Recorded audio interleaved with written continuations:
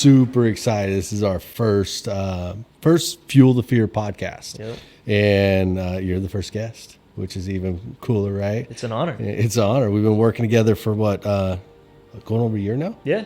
And sounds about right. So, the thing about the podcast, like I was mentioning before, is really kind of dive in. I want to dive into people's fears because that's what really generates their motivation, right? Yeah. And overcoming those fears will allow you to kind of really pursue greatness, I guess you would say, right? Yeah. And how do we do that? And kind of just learn about you in general. Just want to learn about you in general. You're going to learn about myself too, which is really cool because we've been doing real estate for how long? You been in real estate for now? This is my third year.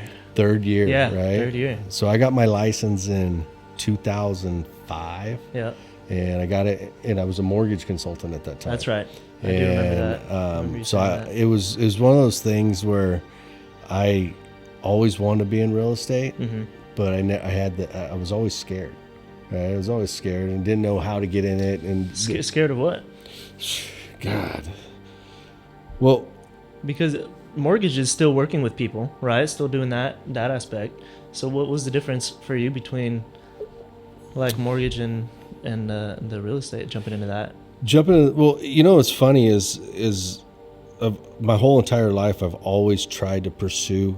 I never could settle. It was like everything I did in life, it was always short term because I was always progressing to try to do something completely different. Sure. And trying to better myself. Yeah. So like all the jobs I ever had growing up, even I think all the way in my mid 30s, Yeah. I think I carried a job for like a year and then I'd bounce out. I'm like, I'm out of here. I'm not doing this. I'm Yeah. not digging a ditch. I'm not pumping concrete no more. I'm not working for the city any longer. Things of that sort. So Yeah. Was it you got bored, or you just wanted something new, or like you said, you wanted something better, maybe? For me, it was always wanting something better. Okay. Right. It was always progress because I always knew that I had a purpose in life. Yeah. I always knew that I was better than what I was doing. And there was nothing wrong with what I was doing. A lot of people make great careers out of those trades. Yeah. Right. And they're very successful. They're very content with Right. with what they're doing. Right. You weren't I satisfied. wasn't content. I wasn't Yeah. satisfied. And I was always striving to find something better. Okay. And it was a lot of fear of, I think, being a failure. Right. I didn't want to fail. I'm very competitive. Yeah. Did you play sports? I'm the same way. Yeah, The same sports. way? I mean, that's what I did before real estate was in the sports industry. I would say sports is my passion still. What part of the sports industry? So I studied sport management in school at UOP. Okay. And then coming out of that, my first full-time job was working for an action sports company. Really? Yeah, so doing sales and marketing for an action sports company, while also keeping one foot in like the professional sports, Okay. which was kind of my dream job, Right. was to filter into, a professional organization, either doing ticket sales or marketing or something like that. What's funny is I always wanted to get a job with the Oakland A's. Yeah. Yeah, and because I was always a A's fan, Yep. right? Growing up, ever since I think I was like 5 years old, I met Ricky Henderson at Hilltop Ford at an autographing That's cool. signing, right, with my dad. That's and I cool. was hooked. Yeah. That was my idol growing up. It's a good idol. Did you want to be a sports agent or? No, because I didn't want to do 4 years of law school. That's yeah. I wanted to start making money. Make money, Yeah. right? Did you play sports? Yeah. What'd you play? Football was my main sport. Okay. And then volleyball. Okay. Yeah. What position in football? Slot receiver. Slot receiver. Yeah. See, I was a quarterback. Like a little Wes Welker out there. Yeah. He's Yeah. good. Yeah, my best friend was quarterback. Was he? So I was Joe Montana, right? And then Steve Young, at the time where the Niners were in the height of their glory years, right? And they're getting back there, but I always had to be in control. Yes. Does that make sense? So Yeah. like if I played baseball, I was either the pitcher or I was the shortstop or middle infielder. I had to have the ball in my hand, right? And then it was funny. Great story, right? My stepbrother was playing freshman football and he's a couple years older than me. And it was like, I don't know, it was during the summertime. And he goes, "You're going to go out for freshman football?" And I've never played football really? before in my life. You know, you play flag and Just throw it around. throw it around, right? Flag football. And he hands me the football, and he stands probably about 20 feet away. And he goes, "Throw it. Hit me in my chest." And I just slung the ball and it went over his head, right? He goes, "You'll never be a quarterback." That's that funny. triggered it, right? That was like, What did you say? yeah, don't tell me I'm not going to Yeah. be a quarterback. And so I went out for the freshman football team and got the starting quarterback job. Wow. Right? And Without having ever played. right? But I was always through little league and all that stuff. I was always a pitcher. I was always like the starting pitcher, right? Yeah. I had a strong arm, and so I went out and got some great highlight reels on video, the VHS, right? Throwing touchdown passes and stuff like that. That's cool. And then you played all 4 years. All 4 years. So Yeah. the freshman year was tail end of the year. The team got into a fight with another team, and they canceled our season with like 5 games left. So they bumped me up to JV as a freshman, Oh, shoot. and I ended up taking the starting position there. Wow. Right, and then went to JV, start, and then it was funny, is I was still playing baseball, Yeah. and I went to a junior college at the time. I was being recruited.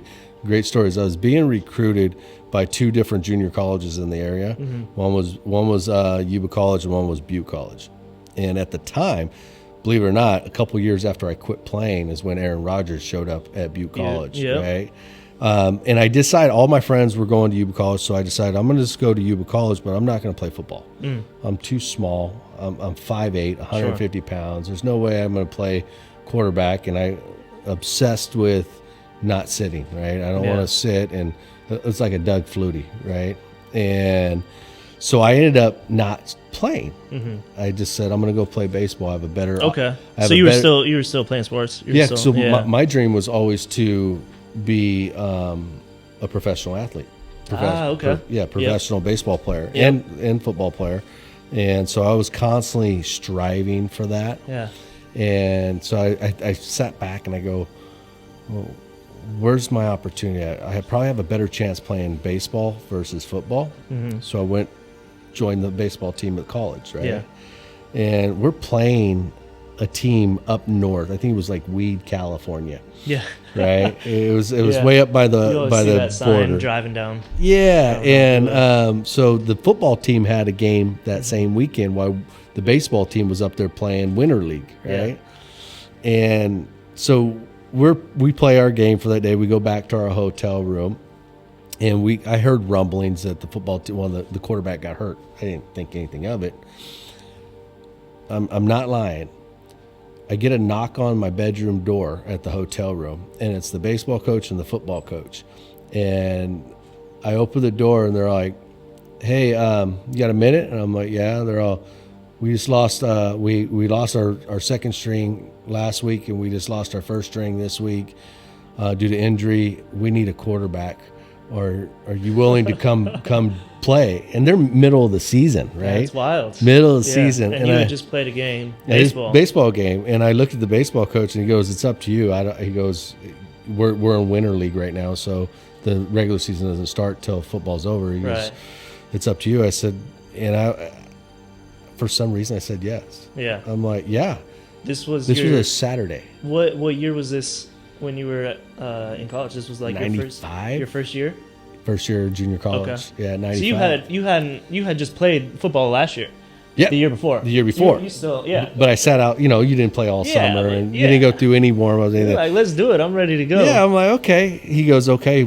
Opportunity He comes goes, knocking, man. Yeah, he says, show up on Monday. And I go, okay.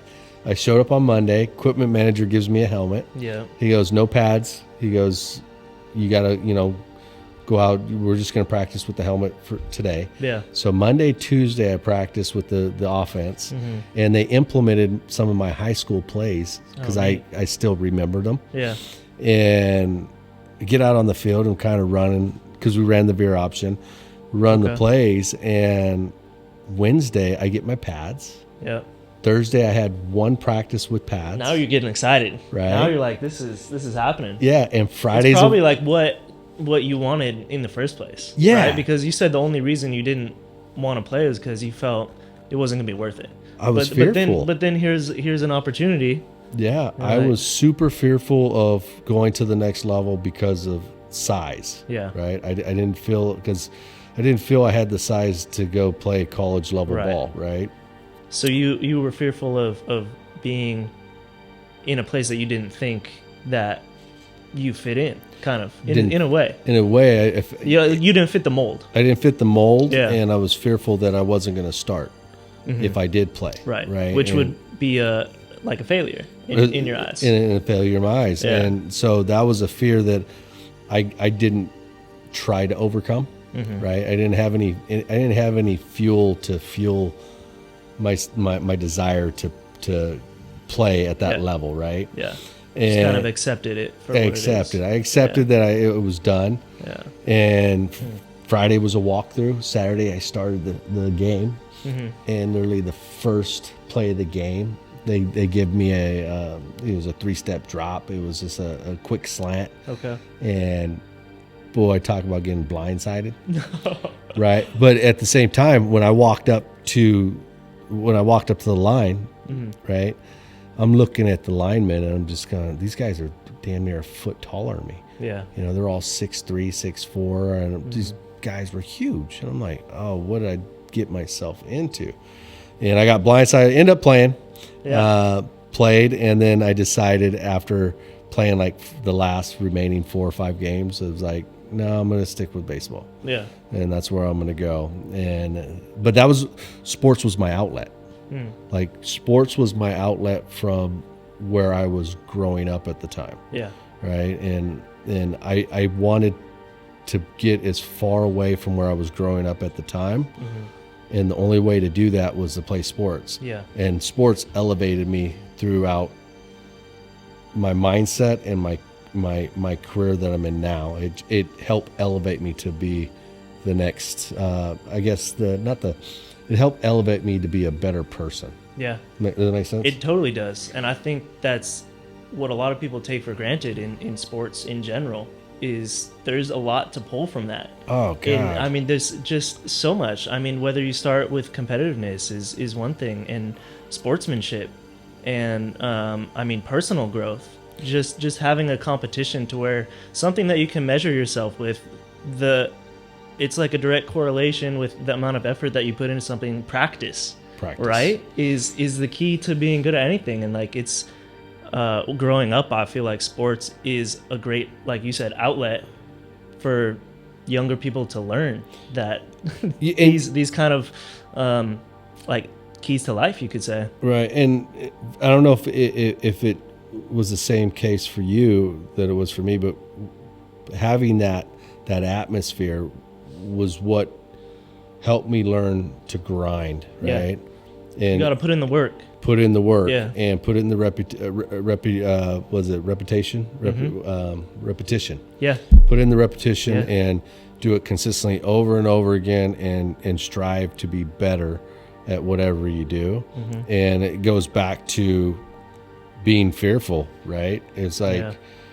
when you're fearful of something, how do you fuel that fear? How do you overcome that fear, right? And Yeah. that's grinding through it, studying, Mm-hmm.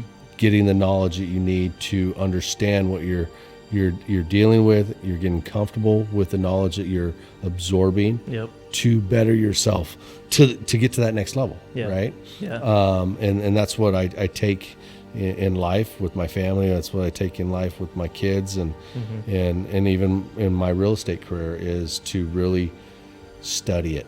Right. Right. Yeah. Well, that was the big thing for me, just starting out in real estate, was instantly I saw there's so much to learn. So much. And I mean, yeah, you can study and pass your exam the first time, and they don't tell you what percent you get, but you Don't tell you pass. anything. And then the real world experience, right, is completely different than that exam that you take, right? So the gap of like learning what you study versus learning in the moment, Right. and as you're going through transactions, as you're meeting clients, just how to talk to people, how to go about certain things. There's always more to learn, and that has never been more apparent to me than in like real estate in Right. such a quick amount of time. And so that's why I feel so blessed to have work where I have the last 2 years, just because I've had such a good opportunity to get a lot of experience. And the experience that you get, I mean, breaking into that industry is tough. Yeah. Right. We all know some are fortunate enough to break into the industry and be successful right out the gate. Mm-hmm. Some have struggled for years to get into it and give up. And it has one of the most dropout rates, right, in a career. Yep. Right. People, they jump into the real estate market and they get scared, they don't understand, and there's not a lot of help out there. No. Right. So for me, I think I went through 5 different brokerages, and at that time I really didn't have anyone showing me what to do. Right. And so for me now, whenever I see a new person come in through our office, I always offer my help. Yeah. Because there was never help for me. Right. And I ended up having help. There was one person that helped me, and he's my mentor today. Right. He's a close friend of mine.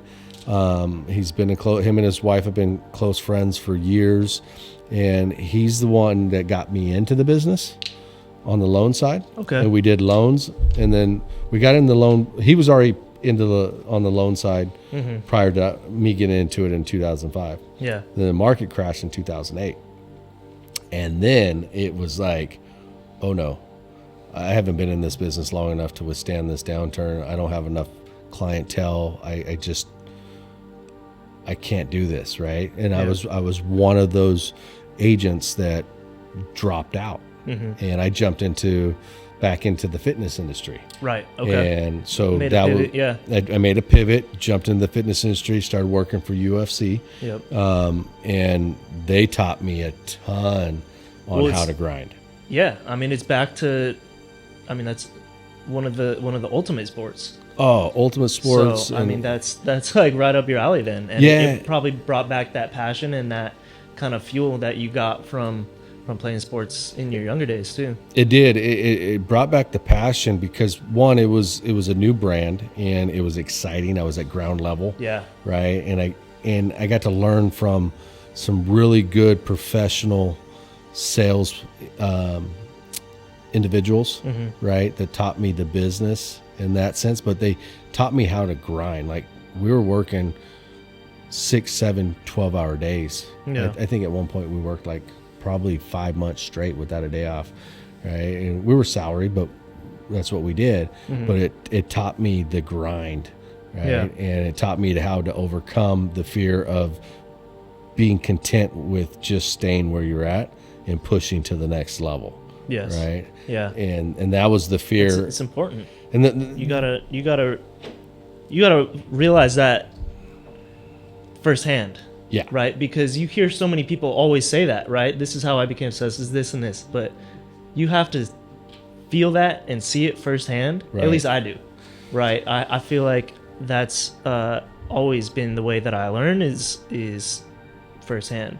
So what made you get into the real estate industry?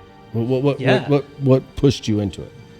The pandemic really did. The pandemic. Because I was actually, funny enough, was interviewing for the Oakland A's. Were you I was really? going for interview process with the Oakland A's, end of 2019 Okay. into 2020.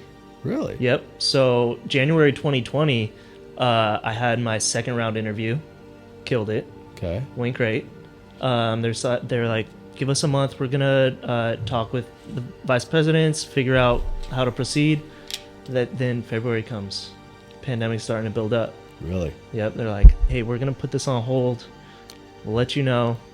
We'll stay in touch. March comes. That's the sports world was the first one to like shut down, Yeah. right? So that happened, and from there, I mean, they kind of let it go, right? Positions no longer available. They end up furloughing like 50% of their staff. Really? And I'm like, well, that ship has sailed for the near term. Okay. and I always wanted to get my real estate license. My grandpa was a big like real estate investor. Really? Yeah, so it was always a goal of mine to like be knowledgeable in that space. Gotcha. So I had free time. I had left my action sports job Okay. to basically jump back into pro sports, Really? and that's I had an inside track to the Oakland A's event marketing manager role. I like to think it was going to happen. That would have been an awesome job. Yeah, For the A's. yeah. But at the same time, it's a blessing in disguise too, because it's. I mean, my main thing is I just want to be successful, right? So it's two different avenues, right? Mm-hmm. Success in real estate, I think, is a lot more rewarding in terms of, like monetarily. Yeah. And also, there's other rewarding aspects that I've come to find out, as opposed to like working my dream job, right, for a pro team, would have been rewarding in other aspects. Right. What's I guess what is your? Well, I'm trying to find the correct words. Mm-hmm. What's the best part of being a real estate agent that you love the most? Yeah. Well, what gets you going? So there's like three things. Okay. The first is the freedom, being kind of in charge of my own business. Yeah. I love that aspect, because I know it's on me at the end of the day. Right. I have freedoms to do what I want to do in my personal life. Yep. But also, if I take advantage of all of those freedoms, there's no way I'm going to be successful. Yeah. To the level that I want to be. Okay. So it's a cool opportunity to really kind of just lock in and walk that fine line of, I need to accomplish this, I'm gonna do it. Gonna do it. Yeah. Yeah. So the freedom is one. The other is just the gratification of having somebody trust me through that process. Is that the best part? It's the best part. Yeah. It really is. I love, people of all ages. Yeah. People my age, people who are my parents' age, I've had trust me to help them through the process, to be their guide through the home buying process. And that's so gratifying just to know that I'm doing them justice, right? My knowledge, my confidence, and it's cool. And I think you just touched on a point too, is confidence, right? Having the confidence to know that you can do it, and if you don't know how to do it, you're going to figure it out, right? And the way to figure it out, and this goes back to fueling your fear, is figuring it out, studying, learning it, and giving back. One of my favorite things is, like you mentioned, is the trust. Being able to have your clients trust you, listen to you, and then build that relationship. And it's just not, sales is sales, right? And in the sales industry, they get a bad stigma because, they call it turn and burn, right? They get the client to do something, purchase something, and then they just leave them, to the wayside, right? And it's a numbers thing. And for me, that's a short game. I'm in it for the long game, right? And when I say the long game, is I'm in it to build relationships, build trust. I want to see the family that I put in a home. I want to see them grow. I want to be a part of their memories, right? I want to be able to talk to them in 2 or 3 months or on a monthly basis and hear how they're doing, right? Get pictures sent to you.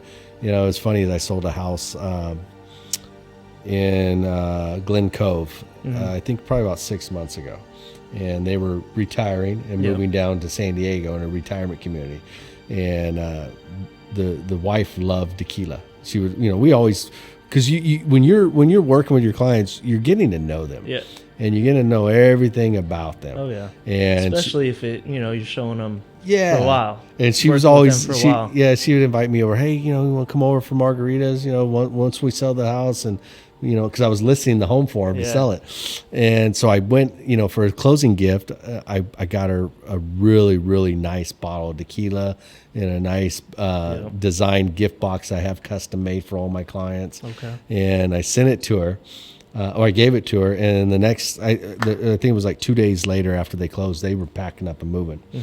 And it was funny, as probably about 2 months ago, I get a text message, and it's her and her girlfriend sitting there pouring tequila and drinking it and giving me give me a toast. I thought that was the coolest thing. That's I was killer, like, man. so that's what I love about the business, is being able to build relationships. But I also love giving back to other agents, because I never had that. Right. So whenever an agent calls me and says, "Hey, I need help," or "What do you do here?" or do you have any suggestions? Yeah. I'm open door. Yeah. Call me.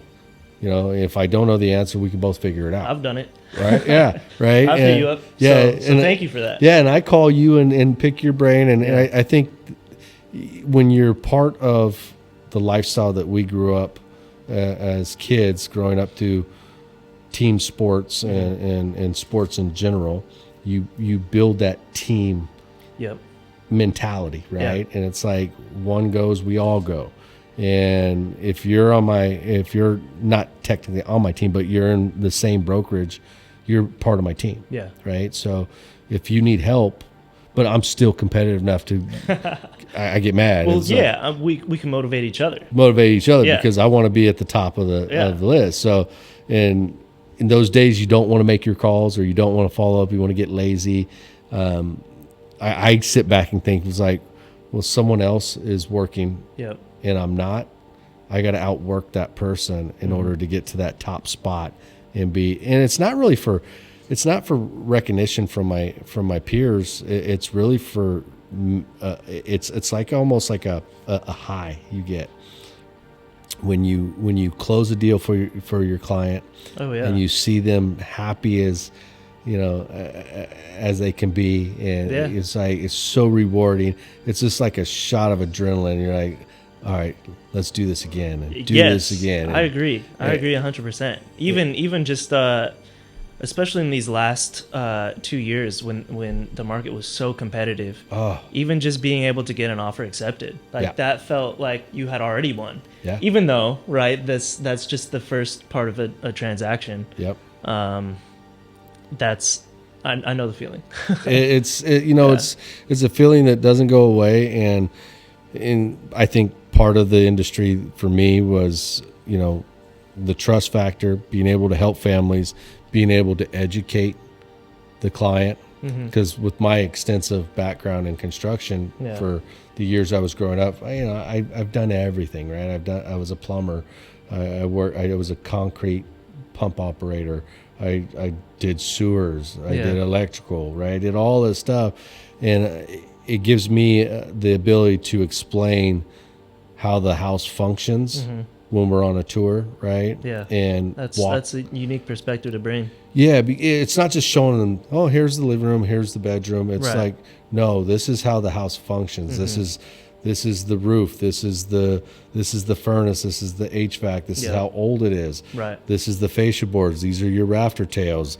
Their foundation. We're walking. Everything else is pretty much cosmetic. Yeah. Where you're looking at the roots of the home and explain that to them. And when they walk away from that, they feel a sense of, okay, he's got my best interest in mind, because I'm going to tell you, nah, I'd pass on this one. Yep. Right. I had that happen to me today in San Francisco, where a client of mine was ecstatic about the property because it had a rooftop deck, and it was a sweet rooftop deck. Yeah. Right. It's panoramic views of the city, Golden Gate. It was beautiful. Yeah. But he definitely looked past some stuff inside the unit. Yeah. I'm like, man, can you stand on that side of the house, and I'll stand on this side, and let me know if you notice any sloping. Sloping. Was there sloping? Yeah. Oh, really? Yeah. I mean, it's San Francisco. Yeah. They're settling. It's an old house. It's older house. 100+ years old. Oh yeah. Yeah. It's definitely got some settling. But those are just little things that newer clients kind of maybe overlook. Right. They do overlook You those have things. to bring a different perspective. You have to kind of have that level head for your clients, some clients, right? Yeah. Yeah. So when you got into the business Yeah. 2 years ago, what was your biggest fear? So starting out, I really didn't have fear because I told myself, I'm going to give it all I got for 6 months and see how it goes. Gotcha. That probably wasn't long enough. So I changed that to, I'm going to give it all I got for a year and see how it goes. And you had a No great year. expectations. I was kind of fearless, I would say, in starting it. And I think that helped me a lot, right? Having that mindset of, I'm just going to go out and do the best that I can. Yeah. And you're right, I did have a good year. I was blessed with some incredible opportunities. I met some amazing clients. Yeah. And yeah, I was pretty successful in helping them out. And your first year, you closed how many deals? I closed 13 deals. 13 deals. Yep. For how much revenue? That year was 17 million. 17 million. Wow. 17 million. Wow, good for you. Yep. Yeah. But think about how many clients that that became almost like family, right? Yeah. 13 clients that became like family that you're going to stay in touch with over the years. I tell all my clients this. I tell them straight out the gate, look, you're not going to get rid of me. I said, you're going to probably be with me for 20 to 25 years. And they look at me and they go, what do you mean? I said, because I'll probably retire in about 20, 25 years. Yeah. I'll probably still be doing real estate into my 70s. Why because not? It's not manual labor. Yeah. And I'm going to stay in touch with you as best I can until I'm on a beach, retired, drinking margaritas, right? Yep. Or pina coladas. And then you might get a postcard from Right, me. right. But And then send me your referrals because I'll still be working. Right, send me referrals. 2 minutes left of the 30. Oh wow, that went fast.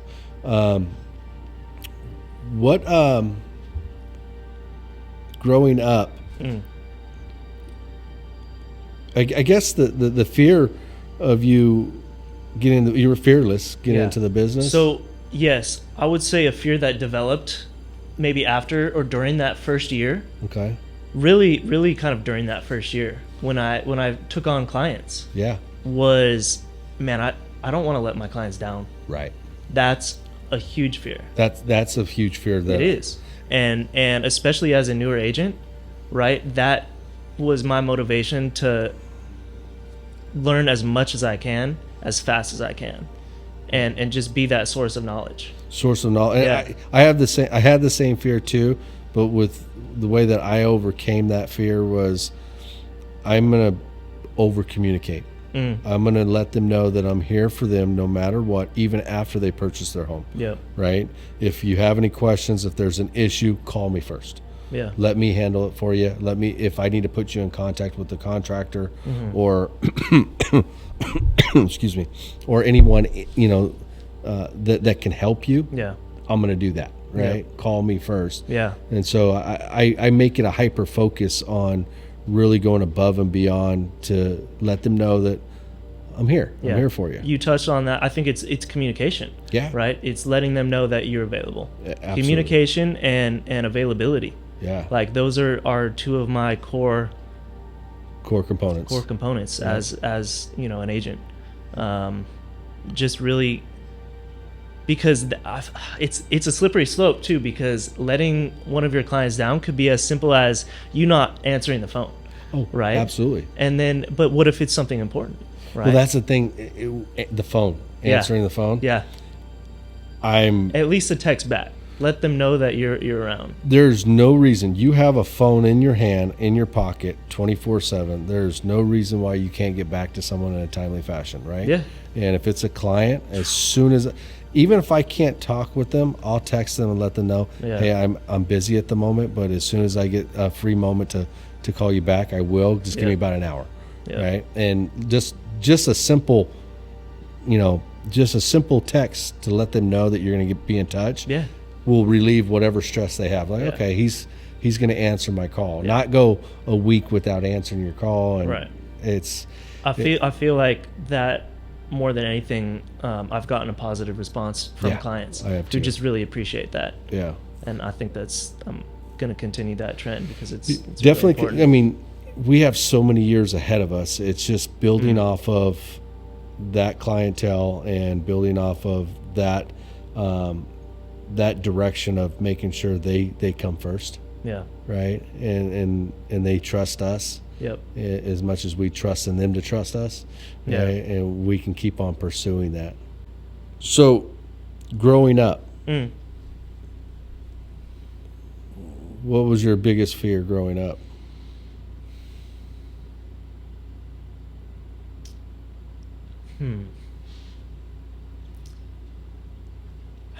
That's an interesting question because I feel like growing up I wasn't asked that before, and even more recently too. Yeah. Like it's a unique question that I feel like I'm not asked a lot.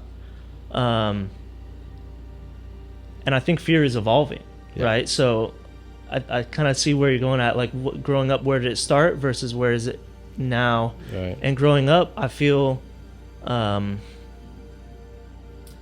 fitting in, probably, Okay. like wanting to fit in Yeah. or not fitting in, right? I feel like that was potentially a fear, right? Luckily for me, I had a great group of friends. Yeah. So I did feel like I fit in, but that was, I feel like, probably a priority. And you overcame that fear. Yeah. Yeah. Yeah. See, growing up for me, I lost my father when I was 7.5 years old. Mm-hmm. And that was a life-changing event, right? Yeah. And my mother my mother was 26 years old with a widow at 26. Mm-hmm. She had a 1-year-old and a 7.5-year-old. Yeah. And my sister was a year old. And then she met my stepfather, and we moved up to the country. Mm-hmm. And when I talk about the country, we moved to the country. I literally, growing up, it was a rock cabin built into the side of a hill on a 40-acre ranch. Yeah. Right. And it was probably about a 3, maybe a 4-mile dirt road into it. Wow. Okay. And at the end of the road was the K through 8 elementary school. Sure. So I would ride my bicycle to school. Yeah. And then when it snows, my mom would drive me through the snow in the 4-wheel drive Wow. to school. Where was this at? This is up north, and it's a little below Grass Valley. Okay. Kind of a little north of Grass Valley. Yeah. And so going to high school, I had to ride a bus 2.5 hours each way just to go Jeez. to high school. I would catch the bus at 6 in the morning. So I'd get up at 5, right? 6 in the morning. I'd be the first kid on the bus. Mm-hmm. And the second to last seat in the back of the bus had the heater underneath the seat. So I would crawl up underneath there, put my legs up, and I'd sleep all the way down to school, Wow. right? So it was Yep. 2.5 hours drive there. And then you go through school, we get picked up at 6 and get at school at 5 or 8:30. Mm-hmm. 8:20, right when school started. Then after school, you played football. Well, I didn't want to go home, right? I had my You don't reasons. want to ride the bus. I didn't ride a bus. I Yeah, had my reasons. I 2.5 hours. didn't want to go home Yeah. for different reasons, but my outlet was sports. Mm-hmm. So I would go to practice football or baseball, Yeah. and then I'd catch the late bus at 5:30 at night, and then take the 2.5 ride home. Do my homework on the bus, and how hard to do homework while the bus is up and rocking back and forth.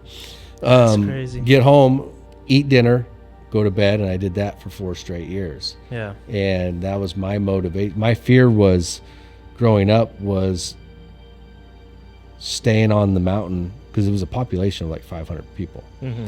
Is staying up on that mountain, and there wasn't a whole lot of opportunities up there, right? Yeah. Either you were a logger, or you worked for the water district, or you worked for the small bank in town, or the small little market grocery store outlet, right? Mhm. That was it. That's all that was up there. They had Yeah. they had a video store called Video Busters, one of the other jobs. So my fear was, I got to get off this hill. How do I get off this hill? Yeah. Sports was my outlet. So I drove every bit of energy to follow that path, Be successful in that. be successful at that. Yeah. And then that took me into college, and then I'm in college and I'm driving that distance. Now I got my license, I'm driving back and forth, and I'm like, no, I got to go back to the Bay Area, because when my dad passed away, we lived here in the Bay Area. Okay. So we moved up there. Yeah. And all my friends I grew up with lived here in the Bay Area, and I'm fortunate, like you, to have a group of friends that I grew up with Mm-hmm. in that early age that I'm still friends with to this day. Yeah. That we go camping and boating. There's like 30 of us. That's and awesome. there's nothing better than having a group of friends like that you can rely on Yeah. and have all those life experiences with. And going through that was, how do I get to the next level? How do I don't want this job. I'm better than what I'm doing. Yeah. How do you get out of there? How do I get out of it? Yeah. And you keep grinding and taking the steps, one step forward and the next step forward, and trying to find your career. And I found it, right? Yeah. I found it in a couple different ways, but personally, and I could probably, and correct me if I'm wrong, our journey has just begun, Yeah. right? You're 2 years in, and here's another fear that I did. I was a part-time agent for 8 years. I did commercial real estate and part-time real estate, but my commercial real estate was more for executive office suites in the financial district. Yeah. And then I did residential on the weekends and at nighttime. But I was always fearful to make that jump to be a full-time agent. Right. And it took a long time for me to build that up. But the support system that I had with my wife and my family helped me excel to that level, right? And excel to like, okay, Gave you the confidence. gave me the confidence, Yeah. right? And same with you. you were chasing that path in the sports industry, and you got the confidence enough to jump into the real estate. It's hard to jump into the real estate market as a full-time agent if you haven't prepared for it, right? And because there's no guarantees in it. So No. you have to hustle, right? Yeah. You have to keep your hustle on.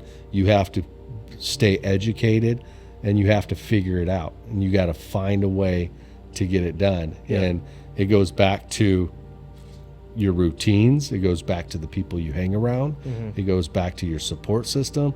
You know, all those fears that you have. And that's why, like, the podcast is called Fuel the Fear, right? Yeah. Is you're fueling the fear with knowledge and research to overcome that fear, right? Yep. Everyone has the ability to do it. It's just a matter of, are you willing to do it? And if you're willing to do it, then take the first step and the second step and keep stepping forward in order to accomplish what you're trying to accomplish. So many people settle Yep. for just, okay, I got a 40-hour week job. It's a great paying job. You know, Yeah. I guess I'm not the settling type, Right. right? I want to be successful. Yeah. I want everyone around me to be successful. Yeah. And if I can do it with someone like yourself, then I'm going to collaborate with you as much as possible in order to get to that next level. Yeah. Yeah. It's interesting that aspect of settling or complacency Yeah. is it's tempting. Like, It it's, is. don't get me wrong, like, I feel like I suffer from that sometimes, right? Yeah. We close a good deal, you know, oh, I've had a good month, Yeah. but that's not setting myself up to be the best that I can be. No. And so it's funny because even just like this last year coming into the new year 2023, that's something that I've wanted to focus on is, why am I limiting myself Yeah. at a point where I feel, oh, I've done well Right. thus far. I justify it by telling myself I deserve to take a break. And sometimes you do, sometimes you can, Yeah. but that doesn't mean take your foot all the way off the gas. No. Like, I feel like there's so much more that I could be doing in those times where I tell myself, you deserve a break, Yeah. right? So that's kind of, I'm going to try something new this year. When I have those thoughts of, you deserve to take a break, That's when you maybe, you push harder. you push harder. Why not? You put your foot to why the pedal not? and I keep could still going. I could still have fun. That's coming back to the first thing we talked about, the freedoms of being in this industry Yeah. as an agent is you make your own schedule. Yeah. So I could still put in the work and find other time for me to relax. In the way to, you know, for me, I'm constantly researching top agents. Mhm. What are they doing? What's their website look like? What's their marketing look like? What events are they doing? I'm researching their reviews. What Yeah. are people saying about them? What can I pull from those individuals and implement it into my strategy to keep pushing forward and keep succeeding, keep getting better, Yeah. right? And it's the hunger and the drive, and that passion comes from all the life experiences we went through Yeah. in all the team sports, the neighborhoods we grew up in, Yeah. the friends that we had, and it's only going to keep getting better. And I look at it this way: I'm 46 years old, I think. I'm getting old now. I got to count. Yeah. I'm going to live to 100, and I got another 53 years to go. Yeah. So let's go. Let's It's the rock and second roll. half, man. Second half, Yeah. and It's only halftime. and I think too for me is my fear also in the business was before I got into the business. The reason why I wanted to get in the business goes back to the time. Is I have a family. I have 4 kids, right? Yeah. I have a wife. We own a business together. She runs it. It's her business, and I need more time for the family. Mm-hmm. And in order to do that, I can't.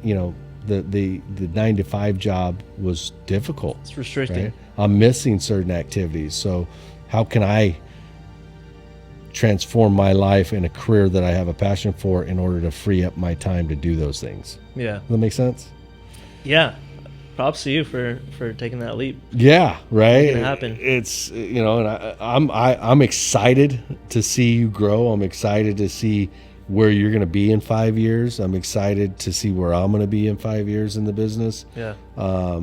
Me too. I truly feel like I'm an entrepreneur, but I'm at the beginning stages, so I'm listening and learning. I have my routines that I have to be consistent with, right? Yeah. That's all part of it, is having routines and having the support system, and Yep. because you're not married, right? Nope. No, so that's a whole nother experience.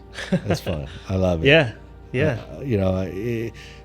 I'm excited to see where the next 5 to 10 years takes us, right? Yeah, This me year, too. this year is going to be a good year. I think so.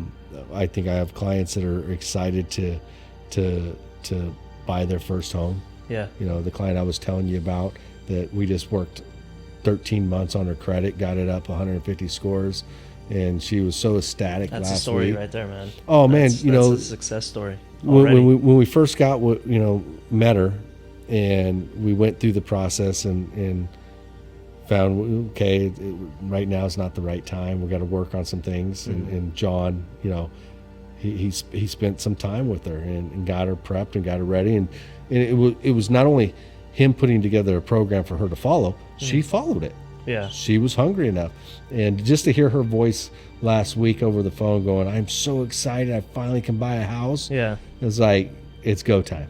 That's that gratification. Yeah, gratification. And it's funny because that's teamwork. It took you to introduce her to the lender. Yep. Lender to put the plan together. Yep. Everybody's kind of holding each other accountable too.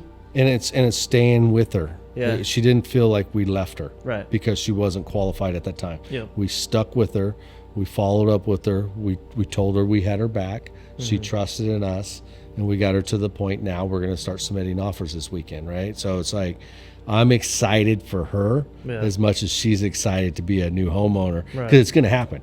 It's a journey that we've been on for about a year, and I've had clients that, it's taken them 3 years to purchase some, but we got them into a home. Yeah. And just to see how excited they are when they get their keys for the first time, and to see how excited they are when you talk to them a year later and hear all the progress, or every time you do talk to them, it's like, what are you doing now? Yeah. It's like I sold 2 houses to the same client this past year, and it was 2 different condos, and literally as soon as she got the keys, the following week she's doing demo. Oh no. Right? Yeah. She's got her dad in there, they're tearing it apart. She's texting me pictures, look what I tore out. Yeah. And then the finish, a couple months later, the finished product, I'm like, oh, wow. Good job. I'm like, you completely transformed. Because I had one client, so the one client, we met, and her parents live in Iran, and they come back and visit and stay with her for 6 months out of the year. Yeah. So she wanted to buy them their own separate place, so they basically wasn't living with her. And so they had a bunch of things going on in that country at the time. Right. So they ended up deciding we're not going to come for another 8 months. Okay. After she bought the property. So she remodeled it for Ah. them, right? And her. then she's all, okay, I got to That's find a sweet. renter. So she put a renter in there. Oh, okay. And then a couple months later, they decided, okay, no, we're going to come. And she's like, oh, It's leased. well, now I got to buy you another property. So she went and bought another condo, No way. tore it all apart, remodeled it, and now they're moving into it. And it's like, those are cool stories to be a part of, right? Yeah. And awesome clients. So, No, it's neat. you know, it's something I think that we're going to enjoy for years to come. Yep. I think so too, man. Well, Looking buddy, forward to it. It was a pleasure Thanks, to Frank. having you. Thank you. Yeah. Look forward to having you on again. We'd love And to come back. you know, we're gonna talk more. Yeah. We didn't really get a chance to take too deep of a dive, but Mm-hmm. we'll definitely come back and Yeah. and First, do it again. first podcast experience for me. So I appreciate Yeah. you giving me the opportunity to kind of step outside my comfort zone. And they can only get better, right? Yeah. So it's I'm like Tom Brady. It's like I gotta perfect it and get it better and keep getting it better. Hey, you will. All right. Yeah, I know you will. That's it. To do the outro.